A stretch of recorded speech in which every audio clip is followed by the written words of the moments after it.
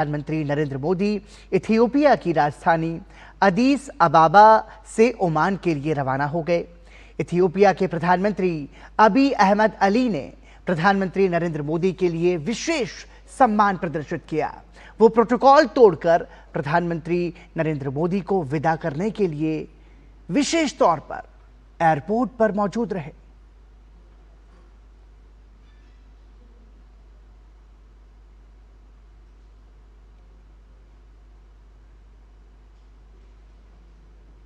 प्रधानमंत्री नरेंद्र मोदी ने इथियोपिया यात्रा के दूसरे दिन वहां की संसद को संबोधित किया। इथियोपिया की संसद ने प्रधानमंत्री नरेंद्र मोदी का भाषण खत्म होने पर उन्हें स्टैंडिंग ओवेशन दिया।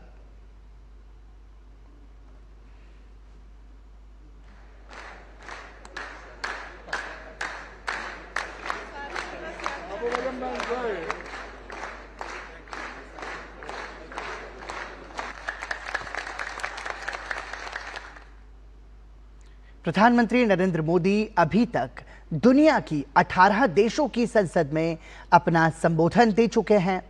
वो दुनिया की वैश्विक संस्थाओं में सुधार, 21वीं सदी की आकांक्षाओं के मुताबिक बदलाव और ग्लोबल साउथ की आवाज को एक मंच देने के एक मजबूत पैरोकार हैं। इथियोपिया की संसद में भी उन्होंने एक बार फिर कहा कि ग्लोबल साउथ दुनिया के लिए है। Honorable members, the Global South is writing its own destiny, and India and Ethiopia share a vision for it. Our vision is of a world where the Global South rises not against anyone, but for everyone.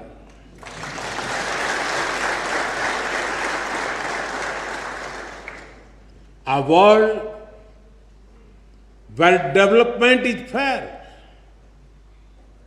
where technology is accessible, and where sovereignty is respected. प्रधानमंत्री ने दोनों देशों की लोकतांत्रिक व्यवस्थाओं की सराहना की।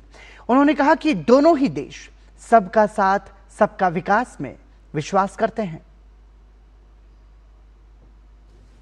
We too are an ancient civilization, walking confidently into the future.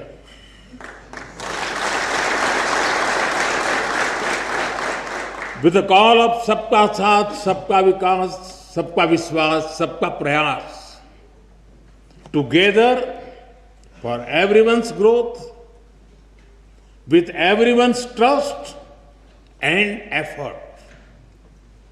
Our emotions for our motherland also reflect our shared perspectives. India's national song, Vande Mataram, and the Ethiopian national anthem both refer to our land as the mother.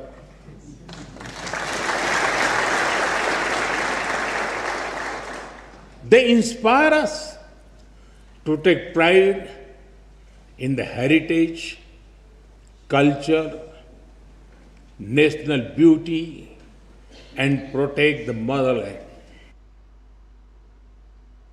प्रधानमंत्री ने Ethiopia के साथ व्यापार तकनीक को नए स्तर तक ले जाने और लोगों के आपसी संबंधों को और भी प्रगाढ़ बनाने की बात कही। उन्होंने कहा कि डिजिटल भारत के अनुभव सहर्ष साझा करने के लिए तैयार हैं।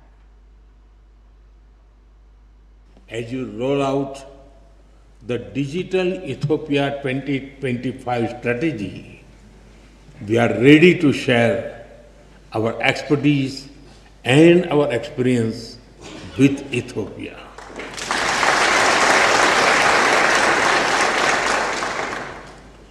And we are honored that you have picked India as a trusted partner to develop the data center for your foreign ministry.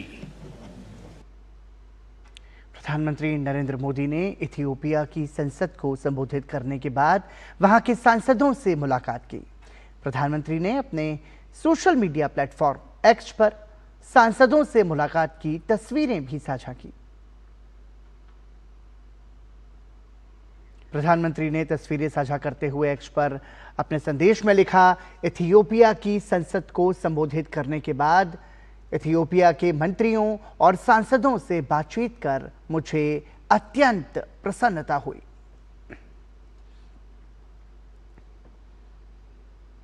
प्रधानमंत्री नरेंद्र मोदी ने इथियोपिया के प्रधानमंत्री अबी अहमद और संसद के दोनों सदनों के अध्यक्षों के साथ मिलकर भारत के एक पेड़ मां के नाम अभियान के अंतर्गत वृक्षारोपण किया।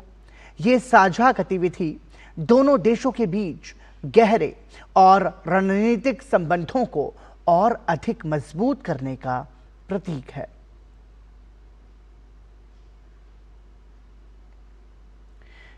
अदवा विक्ट्री मेमोरियल और म्यूजियम इथियोपिया की राजधानी अदीस अबाबा में स्थित है। ये मेमोरियल उन शहीदों को समर्पित है जिन्होंने इटली के शासन से आजादी के लिए संघर्ष किया और अपना सर्वोच्च बलिदान दे दिया। प्रधानमंत्री ने मेमोरियल पहुंचकर शहीदों को नमन किया।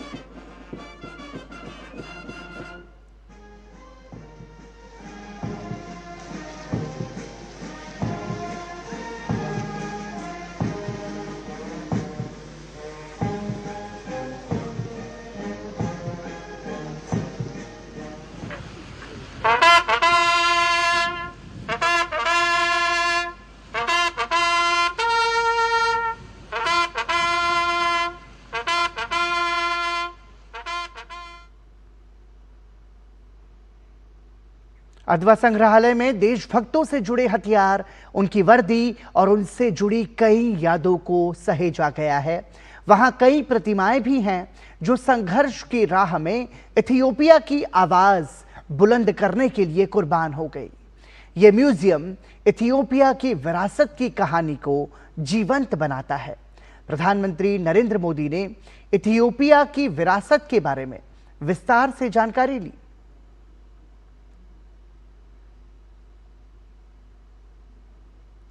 इथियोपिया की सफल यात्रा के बाद प्रधानमंत्री नरेंद्र मोदी ने अपने सोशल मीडिया प्लेटफॉर्म में अपने संदेश में लिखा, इथियोपिया की अपनी यादगार यात्रा खत्म करते हुए सच में मैं यहाँ के लोगों की गर्मजोशी और हमारी गहरी दोस्ती की यादें अपने साथ ले जा रहा हूँ। इस यात्रा में प्रधानमंत्री डॉक्टर अबी अहमद अली के साथ उपयोगी बातचीत हुई और मुझे इथियोपियाई संसद को संबोधित करने का सम्मान भी मिला। इस यात्रा से भारत इथियोपिया संबंधों को नई गति मिली है और साझा मूल्यों और भविष्य के लिए एक समान सोच पर आधारित हमारे रिश्ते और मजबूत हुए हैं। हमने अपने संबंधों को रणनीतिक साझेदारी तक पहुंचाया है, जिससे हमारे दोनों देशों को बहुत फायदा होगा। इथियोपिया की सरकार और लोगों का धन्यवाद। जब मैं इथियोपिया से जा रहा था तो एयरपोर्ट पर आने के लिए प्रधानमंत्री अबी अहमद अली का भी आभारी हूं। केंद्रीय मंत्री पीयूष गोयल ने ओमान की राजधानी मस्कट में